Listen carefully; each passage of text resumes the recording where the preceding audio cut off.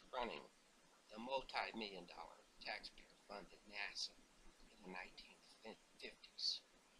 It was SS Van Fuellner, Major Dr. Werner von Braun, and SS-1 Hindner's 700-member SS Knights of the Black Sun Pendelmunde rocket team, and Hitler's General Dr. Walter Dunberg, an entire underground Third Reich changed venues to America. Von Braun was also a disciple of the New World Order Council of Nine, secret interplanetary white masters, and the ultra top secret Majestic 12 that really controlled the Spacekids in America. He was part of the ultra secret Alternative 3, elite Aryans' plan to abandon a doomed Earth and colonize a habitable planet, all secretly at taxpayers' expense. Hitler's Wehrmacht General Major Dr. Dunberger, Order of the White Falcon, was von Braun's military commander of the SS Pendelmunde rocket team. He also changed venue to America. He was also at NASA.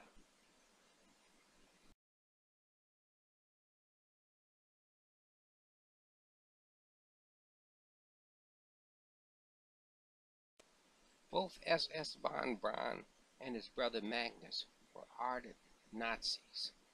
Magnus had been declared a dangerous Nazi, more dangerous than a bunch of SS generals, according to U.S.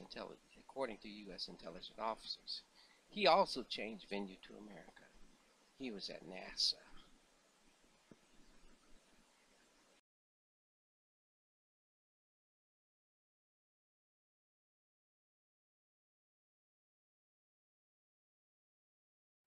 President Obama and NASA.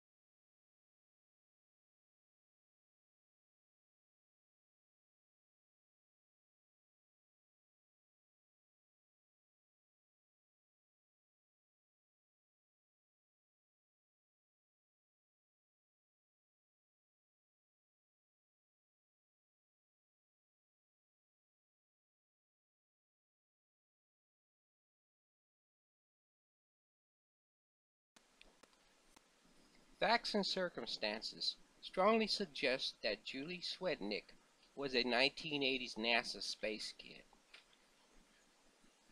The U.S. Senate, FBI Director Chris Wray, nor corporate news media, in concert with each other, would not touch her declaration with a 10-foot pole.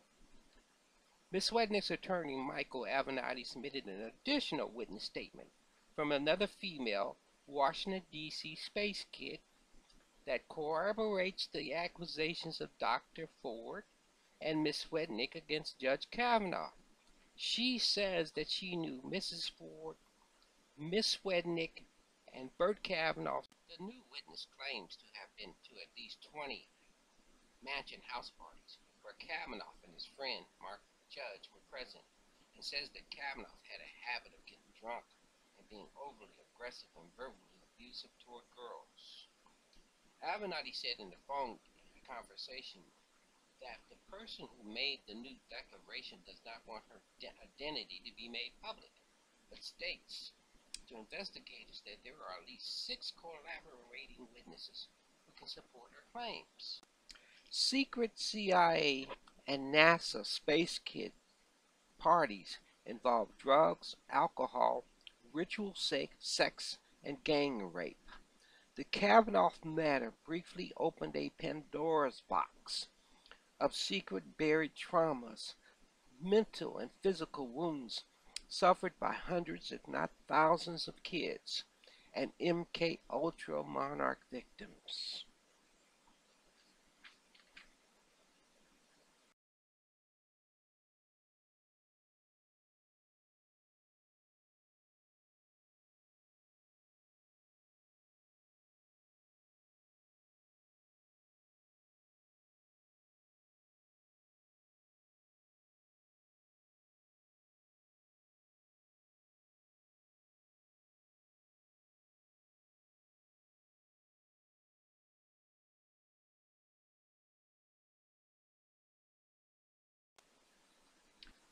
The new witness statements corroborated Swetnick's claim that Kavanaugh and Mark Judge would spike the Kool-Aid at parties with MK Ultra Quaaludes and or grain alcohol.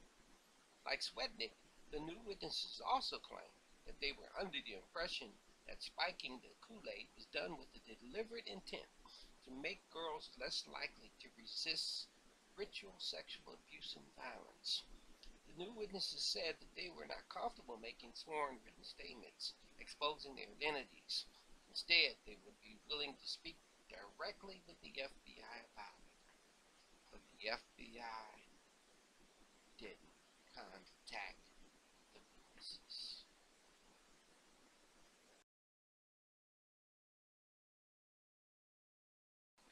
Kavanaugh outright refused to publicly respond to the Quaalude poisonings, ritual sex abuse, and gang rape allegations, or he was completely unable to due to MK Ultra implanted amnesia blocks and levels. He may have been given no other choice than entering the Twilight Zone to explain away the serious and explosive allegations against him. But as we enter the Twilight Zone, we fall further into the NASA wormhole. We open up the other dimensions of the outer limits of the buried traumas and the revenge of the space kids that begin with D-Day and the Battle of the Bulge. D-Day was the largest seaborne invasion in history. The operation began the liberation of German-occupied France and later Europe from Nazi control, and laid the foundation of the Allied victory on the Western Front. However, it was delayed 3 to 4 days by reportedly the strongest and most severe summer storm of 40 years. The storm suddenly lashed across the English Channel during the operation. Allied meteorologists did not foresee the event, and modern science is still speechless, secretive about the unprecedented weather conditions and events that impacted D-Day, Operation Neptune.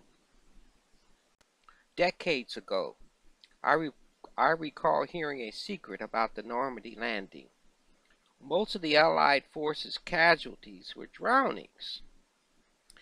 In the storm, many of the Allied forces' motor land crafts never made it to shore. Landing crafts sank during the storm, instantly killing hundreds of troops at a time. The Battle of the Bulge, from December 16th to January 25th, 1945, was the last major Nazi offensive of World War II. It was launched in the Ardennes mountain region of Wallonia in eastern Belgium, northeast France, and Luxembourg. It was led by Wehrmacht General Field Marshal Greg von Rundstedt. However, SS Himmler's Panzer Division spearheaded the attacks, led by the notorious, vicious Scarface Otto Kerensky.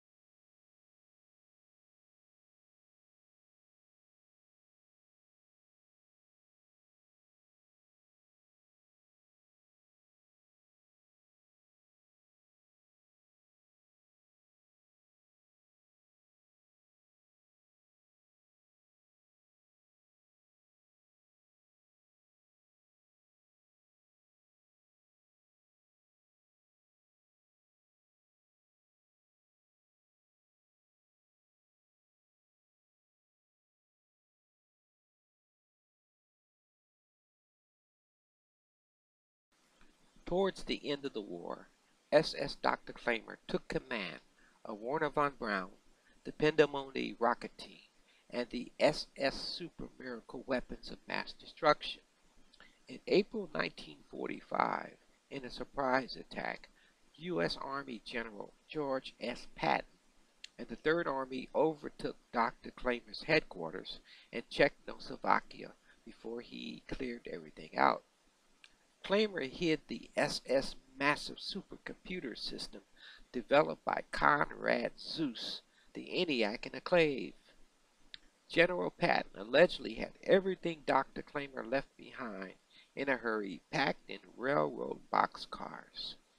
General Patton suddenly turned up dead on December 25th, and Dr. Kramer was officially dead and buried. The ENIAC was also key to the development of weather modification warfare technology.